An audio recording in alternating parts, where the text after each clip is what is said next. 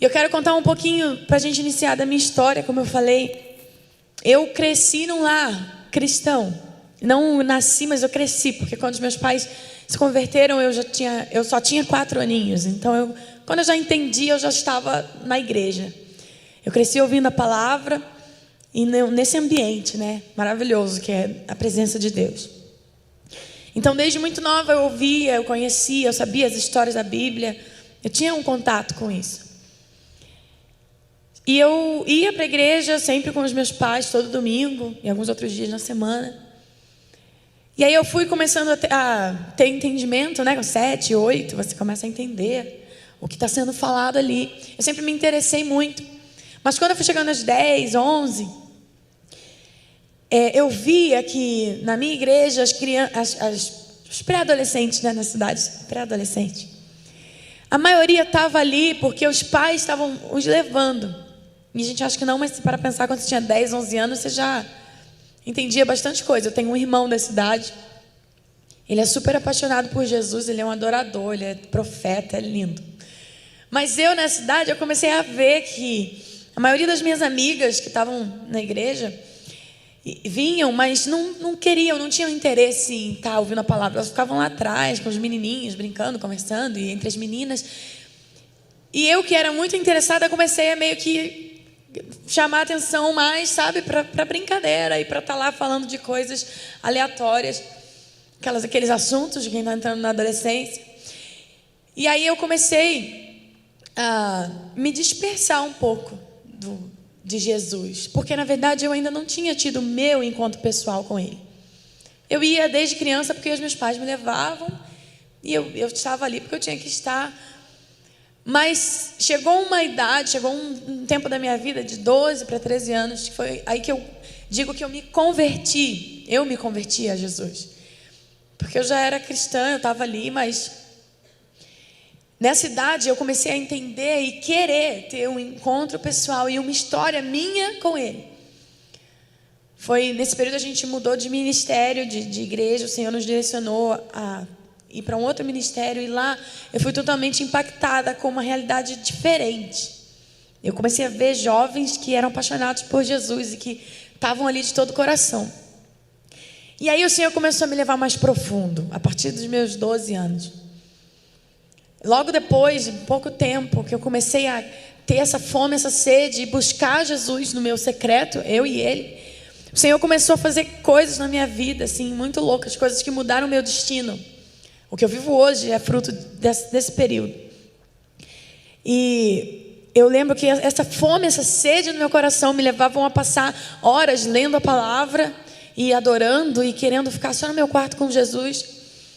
E aí chegou um dia em que o meu pai sentiu do Espírito Santo que eu deveria pegar um violão que eu tinha, um violão rosa, que era só de decoração, e fazer alguma coisa com ele, tocar aquele violão. Deus falou para o meu pai: a sua filha vai tocar violão, então fala para ela pegar, tirar de cima do armário que estava empoeirado e fazer alguma coisa, começar a tentar aprender, porque eu vou ensinar para ela. E meu pai chegou para mim e me deu esse recado de Deus. Só que não fez nenhum sentido para mim naquele momento, porque eu não sabia nada de música, eu não tinha a mínima ideia de como tocar violão, nem teoria musical, nada, minha família nunca foi musical. Só que eu ainda falei: pai, então me coloca numa aula de violão, né? E ele falou: não, a gente não pode colocar numa aula agora. Deus falou que o Espírito Santo vai te ensinar, então pega e obedece e vai tocar. Aí, mas o que eu vou fazer? Eu não sei o que fazer, não sei onde colocar o dedo, eu não sabia nada. E aí, em obediência àquela direção, que eu sempre fui obediente ao meu pai, graças a Deus, eu falei: ele está mandando, eu vou ter que dar um jeito. Eu comecei a me virar, eu tentava na internet, eu comecei a pedir ajuda de mais amigas que tocavam. Até que um dia uma amiga minha me ensinou um louvor que era o mais fácil, segundo ela. 3 acordes assim, bem fáceis. E aí eu fiquei treinando aquilo em obediência. Meu pai me deu até um prazo para aprender. E um dia, depois de uma semana, alguns dias treinando, eu conseguia já tocar. E aí eu comecei a ver que meu dedo estava me obedecendo. Eu falei: legal, agora eu vou cantar aquele louvor. E aí na hora, Deus simplesmente apagou qual era o louvor que eu estava tocando. Saiu da minha mente, assim, eu tive um branco total. E era um louvor bem conhecido, que a gente sempre tocava. Até hoje eu não sei qual é, nunca mais lembrei. Eu lembro que na hora, no dia, eu fiquei assim, agora eu tô conseguindo tocar. E eu gostava de cantar desde criança, mas era muito tímida, só cantava escondido. E aí eu pensei, agora que eu vou poder tocar, cantar junto aqui, estava só eu e Jesus no meu quarto. Eu não lembro, eu entrei no MSN, mandei mensagem para essa minha amiga, qual era a música? E ninguém lembrava, ninguém me falava. Pai, você lembra qual era a música que a Mariana me ensinou? Enfim, liguei para todo mundo, eu não consegui. Falei, quer saber? Eu desisti. Falei, eu vou cantar o que vem na minha cabeça. Agora eu estou tocando, eu quero cantar. Então eu vou cantar para Jesus o que eu senti. E nesse dia Deus me deu a primeira composição da minha vida. Eu comecei a cantar e foi muito louco, porque veio uma música completa, assim. Quando eu terminei de cantar, eu falei, caramba, tem uma estrofe, tem um refrão, Eu falei, isso é uma música. Eu fiquei pensando, né? Mas eu falei, não vou falar isso para ninguém, porque eu não tinha coragem de cantar nem na frente dos meus pais. Então eu não queria que ninguém soubesse. Só que o meu pai, como eu falei, tinha me dado um prazo para eu aprender. E já estava no limite desse prazo. Ele falou, 10 dias, uma semana, foi uma coisa assim, eu não me lembro bem. E aí, eu lembro que ele chegou do trabalho, né, um dia dessa semana, e me perguntou, e aí, você já está tocando violão? Já está na hora. Aí eu falei, pai, já estou conseguindo, estou começando, tá indo. Ele, eu quero ver. E aí eu peguei o violão, toquei e cantei, eu não sei como, na hora ali, eu consegui cantar a música que eu tinha feito. Só que eu não falei que era minha, nem pretendia falar. E aí, quando eu terminei de tocar, meu pai, que queria tanto ver eu tocando violão, ele esqueceu sobre o violão, não queria. Ele focou na canção, porque ele foi tocado por Deus ali. Eu lembro como se fosse ontem, eu estava sentado na mesa de jantar, meu pai na outra cadeira. Quando eu terminei, ele estava chorando muito e tocado por Deus. E realmente a presença de Deus encheu aquele lugar, a sala, assim, na hora que eu estava adorando aquela música. E aí, quando eu terminei, ele só falou, de quem é essa música? Aí eu falei, ninguém. E saí correndo. Não, ninguém. Já não queria falar de jeito nenhum, que vergonha dizer que era minha. Sei lá, não sabia se ele tinha gostado. Não sabia se ele estava chorando na presença ou de tão ruim que era. Aí ele falou, Luma, essa música é muito linda. Eu preciso ouvir esse louvor, me fala de quem é. É da Heloísa Rosa, né? Ele começou a insistir que era da Heloísa Rosa. Eu, não é. Ele, então de quem é? Eu falei, pai, eu não quero falar dessa música, eu vim só te mostrar que eu estou tocando violão. E ele, tá bom, parabéns, mas eu preciso ouvir esse louvor. Deus falou muito comigo. Aí eu falei, pai, esse louvor não existe, tá? Respira fundo, não existe. Esquece. Isso foi só uma brincadeira aqui, que eu estava ali à tarde adorando e tal. E contei para ele que eu fiz, mas não existe. E aí ele ficou, o que? Você que fez esse louvor? Ele não acreditou. E, gente, a música é muito simples, não é nada disso que vocês estão pensando. Mas realmente foi a unção que ele sentiu, não o talento, sabe? E aí, depois desse dia, meu pai falou que a música era linda, e depois eu fiquei pensando nisso. Eu falei, caramba, Deus me deu uma música, um louvor. E aí, depois disso, eu já não queria saber mais, nem lembrei. Por isso que até hoje eu não sei qual era o louvor. Eu só queria saber de adorar com aquilo que estava no meu coração. Toda vez que eu ia para a presença de Deus com o meu violãozinho no meu quarto, eu cantava algo novo para Deus, o que eu estava sentindo, o que eu estava passando. E todas as minhas músicas são realmente momentos que eu vivi. São carregadas de verdade por isso, porque era uma coisa que eu estava vivendo. E Deus começou a liberar, assim, as canções vinham prontas, eu começava a cantar e vinha a inspiração. Foi um dom que foi ativado ali. Porque eu busquei esse ir mais profundo em Jesus. E aí ele começou a liberar isso sobre a minha vida. Eu tinha 12 para 13, como eu falei. Só que por 5 anos, isso foi só entre mim e Jesus. E quem sabia era só a minha família, que eu via ali em casa. Mas eu fiquei 5 anos adorando e compondo e oferecendo esses louvores a Ele no secreto. Porque a gente não sentia que era tempo de fazer nada com aquilo.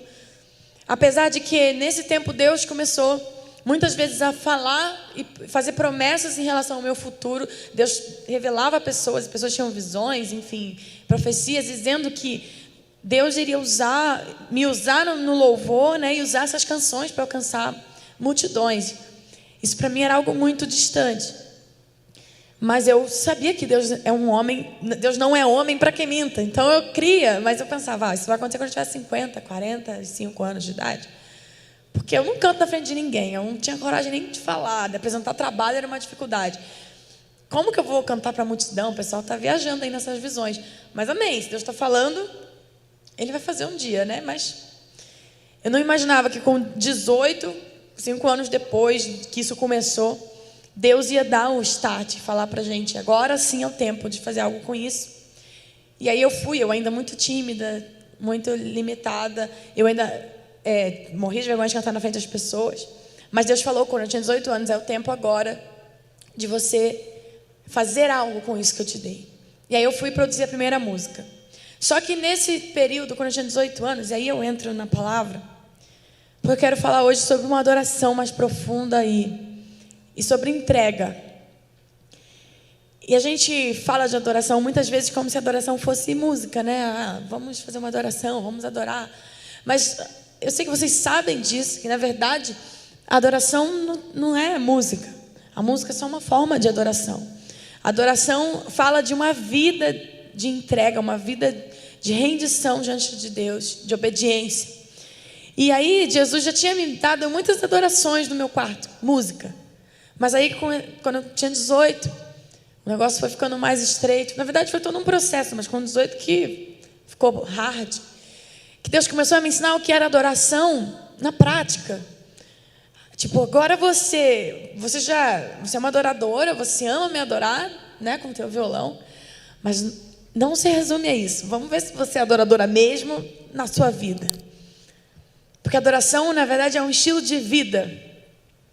E envolve tudo que a gente faz, tudo que a gente vive, todas as áreas da nossa vida. A gente adora o Senhor todo o tempo, ou não, né? A escolha é nossa. Mas, na verdade, você pode adorar o Senhor de diversas maneiras. A palavra diz, quer comeis, quer bebeis, façais tudo para a glória de Deus. Então você pode adorar a Deus até comendo, até bebendo. Tudo se trata da motivação do teu coração, amém? E aí, com 18 anos, eu estava na faculdade, já há 2 anos. Por um milagre, Deus fez uma coisa louca, que eu entrei na faculdade fazendo 16 anos, de bem novinha. Eu pulei 2 anos da escola. E aí, com 18 anos, eu já estava indo para o 5º período da faculdade de Direito. Uma faculdade federal, que é muito difícil de entrar. E Deus me fez passar, assim, com 15 anos de idade. Aí eu comecei fazendo 16, era o orgulho da família. Eu sou primeira filha, primeira neta, primeira sobrinha, primeira tudo. Então era assim, a realização da família inteira, assim, Luma está na faculdade federal, tão nova, e vai ser juíza, que era o meu sonho. E aí, com 18, terminando o 4º período, Deus falou para mim, Deus me pediu uma adoração mais profunda, que se tratava de renúncia e de entrega, não mais só uma música falando sobre renúncia ou entrega. O Senhor colocou à prova tudo que eu cantava, porque aquilo era real no meu coração. Por exemplo, Quem És Pra Mim, que é uma canção que fala, eu entrego tudo para não te perder, pois nada vale o mundo se eu te conhecer. Eu fiz com 13 ou 14 anos, foi uma das primeiras canções que Deus me deu. E aquilo era real no meu coração, aquele sentimento, aquela declaração. Mas eu ainda nunca tinha tido que entregar tudo para não perder Jesus, ou para não perder o chamado, o propósito dele para mim. E aí, com 18, foi a primeira vez assim que eu vi, caramba, tem que entregar tudo mesmo. Porque Deus começou a falar comigo no escritório onde eu estagiava. Lá mesmo eu comecei a ter encontros com o Espírito Santo. Momentos assim, que a presença de Deus enchia o escritório. Estava só eu ficava a maior parte do tempo sozinha lá. A ponto de eu não conseguir parar de chorar. Eu tinha que ir para o banheiro, me trancar, orando para não chegar nenhum cliente, porque eu não conseguia me recompor de tanto que Deus estava falando, me ministrando. Eu sempre deixava uma adoração tocando, e aí chegou nesse 4º período, isso estava acontecendo constantemente. E eu não entendia por que aquilo estava acontecendo. Chegou uma hora que eu quase não conseguia mais trabalhar. E eu falava, Deus, por que o Senhor me pega desse jeito aqui no escritório? Eu não estou entendendo. E aí um dia o Espírito Santo falou claramente para mim, no meu coração, porque eu estou só te mostrando que você não nasceu para isso, para estar nesse escritório. Você nasceu para isso que você está vivendo aqui, que é adoração. E eu colocava vídeos de adoração da Betel, que é um ministério que me abençoa muito. E aí o Espírito Santo me mostrou assim, você não nasceu para estar aqui, você nasceu para isso. É isso que te move, é isso que te toca, é isso que você nasceu para fazer. Por isso você é tão tocada por isso eu te visito nisso. E aí eu comecei a ver, eu falei, caramba, e agora? Que eu estou aqui, eu já estou no meio da faculdade. E agora você vai me falar isso? E na verdade, mal lembrava eu que lá na minha adolescência, quando eu estava adorando dentro do meu quarto, muitas vezes na presença de Deus, em momentos de visitação tremenda do Espírito Santo, eu em prantos, eu cheguei muitas vezes a orar para o Senhor e pedir, Pai, eu só quero para a minha vida, o que eu quero para a minha vida é só viver nessa atmosfera para sempre. O meu desejo é estar sempre, me deixa, Senhor, estar sempre em ambiente de adoração. Eu pedia isso para Deus. Isso queimava no meu coração, porque aquilo que eu vivia dentro do meu quarto, só eu e Jesus, era a melhor coisa da minha vida, eram os melhores momentos do meu dia. Eu chegava da escola e eu ia correndo para ler a Bíblia e orar e esperar o que Deus ia fazer naquele dia. Eu virava noites e noites. A minha adolescência foi assim, de uma busca profunda por Jesus. E aí, eu não lembrava, mas eu tinha feito essas orações muitas vezes, pedindo a Deus, eu quero viver adoração, eu quero viver de adoração para adoração. Eu só quero te adorar. E deixa eu te falar uma coisa, o que você fala para Deus tem muito poder, e o Senhor não esquece. Tem orações que a gente faz que a gente não se lembra. E às vezes depois lá, quando Deus cumpre e faz aquilo que você orava, que você vai se tocar. Fala, ué, mas não é que eu orei isso? E o que Deus fez na minha vida, e o que eu vivo hoje, é o quê? Eu às vezes paro para pensar nisso, eu falo, cara, eu sou muito privilegiada, porque estar no ministério e fazendo o que Deus me chamou para fazer, é um presente, porque, imagina, eu estou quase todos os dias na casa de Deus. Você sabe que a oração de Davi para o Senhor foi: uma coisa eu peço ao Senhor e a buscarei. Apenas uma coisa, que eu possa habitar na sua casa todos os dias da minha vida. Esse era o desejo de Davi. E eu fiz esse tipo de oração lá, e Deus fez isso na minha vida, e hoje eu falo, cara, isso é um privilégio, porque Davi queria muito isso. Ele era um rei, ele era, né, o que todos queriam ser, mas o desejo dele era só um: estar todos os dias nos átrios do Senhor. E é muito bom estar pelos átrios do Senhor, pela casa do Senhor, todos os dias, ou quase todos os dias. Em várias casas, né? Pelo Brasil e, enfim, onde o Senhor me leva. E, na verdade, todos os dias, porque nós somos a casa. Nós somos o templo. Eu quero agora ir com você, falando sobre entrega, que eu quero entrar nessa parte, quando o Senhor me pediu essa renúncia.